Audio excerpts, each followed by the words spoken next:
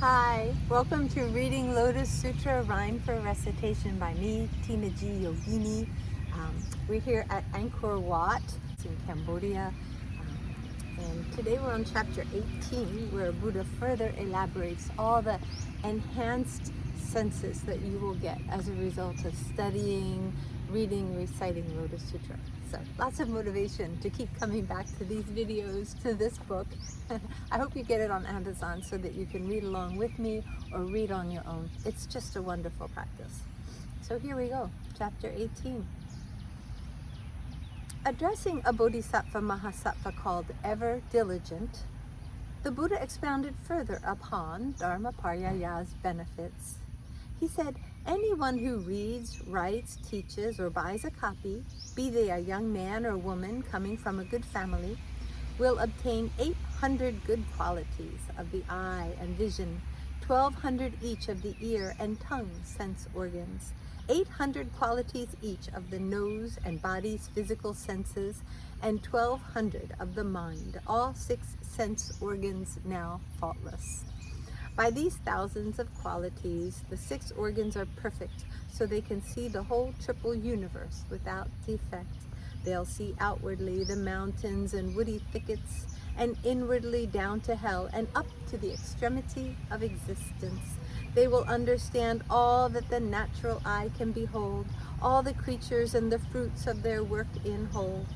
The Lord reiterated his point with the following stanzas, elaborating on the sensual qualities imparted by this sutra.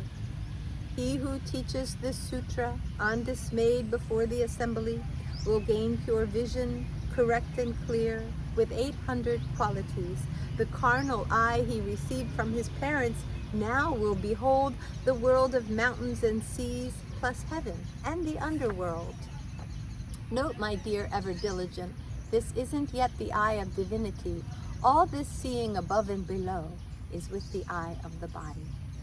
By preaching Dharmaparyaya aloud for others to hear, they will possess 1,200 good qualities of the ear.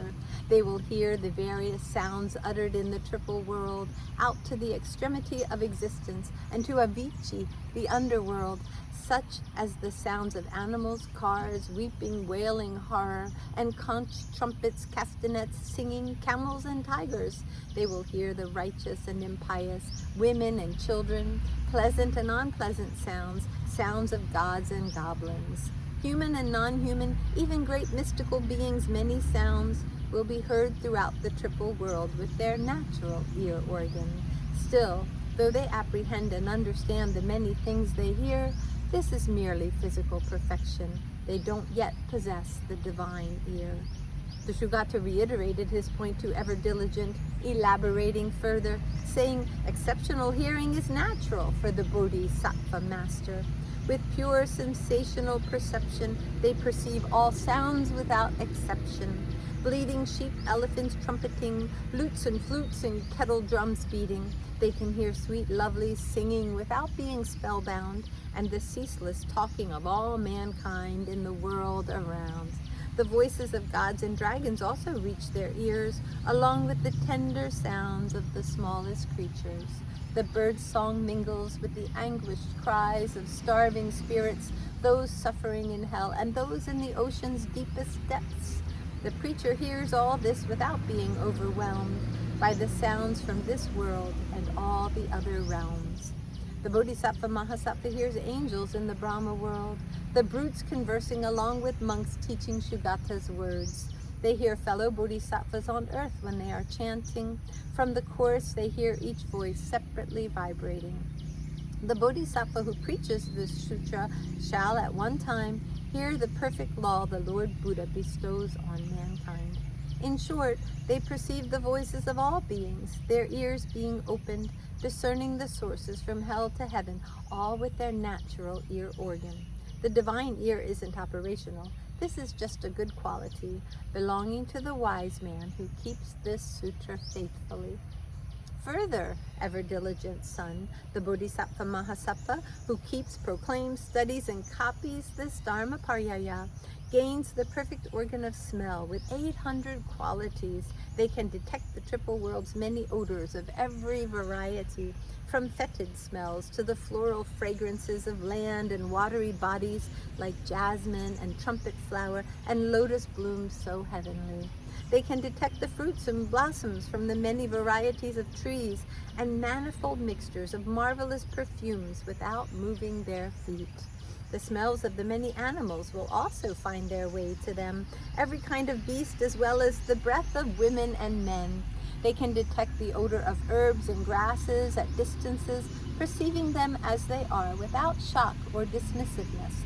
Right here on this earth, he can smell gods and celestial blooms, detecting the divinity's creations of powders and fine perfumes. The celestials enjoy hundreds of thousands of divine flowers. He can smell the many bouquets of the beings of great power. He can smell the bodily odors of great gods, even their chief Indra. By this scent, he can tell if Indra is sporting or speaking about the law. He smells the scents from the bodies of all the various deities, as well as the fragrances of disciples, bodhisattvas, and even me. Through this sense, he discovers where all the Tathagatas hide. He can sniff out the arhats too, and know where they abide. All these many varieties of scent in no way hinder or vex him. His memory isn't impaired, and he can give a complete accounting. Then the Lord reiterated the olfactory advantages in detail, speaking these stanzas about the glories of enhanced smell. The organ of smell can correctly perceive manifold smells, produced in the physical world, good and bad, equally well. The smell of sandal, citrus, fruits, and every single flower. They can smell faraway people and know where they are. They can recognize emperors, generals, governors, and ministers, along with all the ladies of the court by their particular odor. The Bodhisattva can detect the jewels and ornaments women wear, and discern the scents of clothing, ointments, and wreaths in their hair. The wise man who keeps this sutra can even smell if a person is standing, lying down, or if they just sit. The one who keeps this exalted sutra discovers great power. His sense of smell informs him of the location of every flower. Discriminating among the blooming trees in the mountain glens, he can detect every creature within the compass of the horizon. He can detect smells in the depths of the sea and the earth's bosom. He can discern gods and their belongings, and he detects the demons. He can track lions, tigers, elephants, cows, snakes, all creatures. He can tell by the smell if a pregnant woman will have a boy or a girl. Moreover, he knows if that child is healthy, when she will deliver. He can also tell if men are peaceful or wicked and hypocritical. The Bodhisattva can sniff out buried treasure, metals, and priceless gems. They can also smell the fragrance from the precious flowers in heaven. From earth they can perceive heavenly forms and the aerial cars where angels sport above and where gods occupy palaces and halls. The Bodhisattva who keeps this sutra can track every angel's location. He knows which deities are meditating or involved in ambulation. Such is the organ of smell of one who keeps this sutra. They recognize all monks under the rule of the Sugata. They detect when they are delighting in their lessons. They can discern the smells of all of Tathagata's sons. They know which monk is where, even in forest seclusion. Their odor tells them if they meditate or address congregations. In whatever point of space the Sugata is revealing the law, the one who keeps this sutra recognizes him by his smell. Plus, he detects every disciple who delights in Sugata's teaching, all with his natural organ prior to the divine faculty of perceiving. Further, my ever diligent, the young man of good family, or the young lady who keeps, teaches, proclaims, writes faithfully, shall have an organ of taste, possessed of 1,200 good faculties. The flavors that touch their tongue shall have hundreds of exquisite qualities. All the food and drink they take will yield divine, exquisite pleasure. Every word they speak will appease and delight other creatures.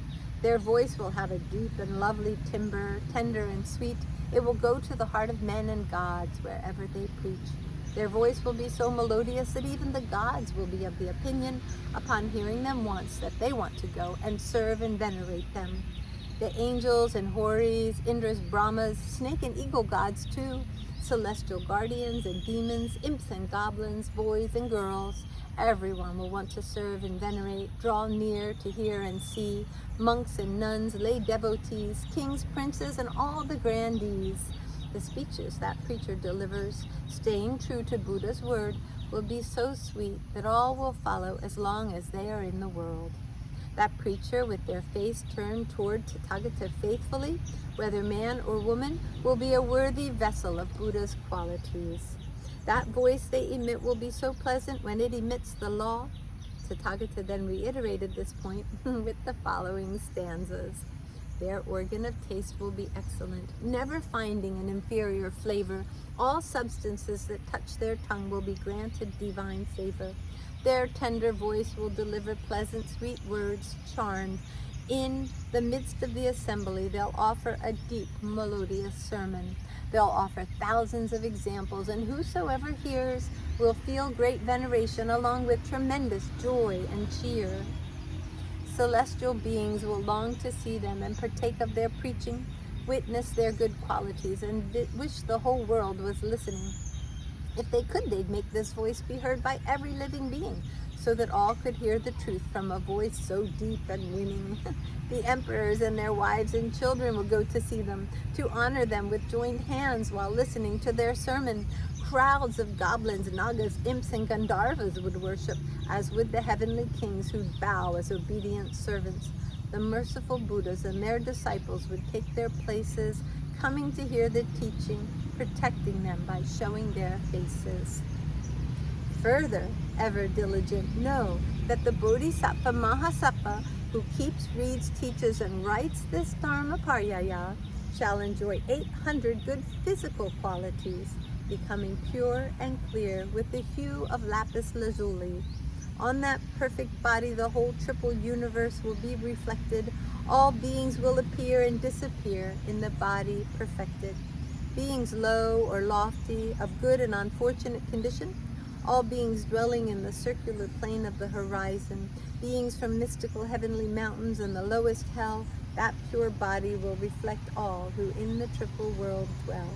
They will also receive the reflection of all the holy beings, of course, renunciants, bodhisattvas, and tathagatas from the triple universe. They will receive the proper qualities of the perfected ones. Then Sugata uttered the following stanzas before everyone. Their body will become thoroughly pure and clear like lapis lazuli stone. Because they keep the sublime Lotus Sutra, they'll look lovely to everyone. Their body will be like the surface of a mirror, everything reflected. Self-born, they'll see no other beings, their bodies so perfected. Indeed, all beings in the world, heavenly spirits and hell's inhabitants, will be seen reflected in this body from the extremity of existence.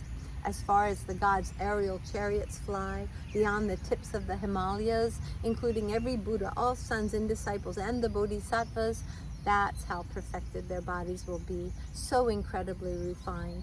However, it will still be a natural body, not yet the body divine. Further, my friend ever diligent, the Bodhisattva Mahasattva, who keeps, teaches, writes, and reads this Dharma Paryaya, shall have an intellect possessed of 1,200 good qualities. Hearing just a single stanza of this, he will comprehend its varieties. From one stanza, he will comprehend so much meaning and reason. He can preach for 4 weeks, 4 months, even 4 whole seasons.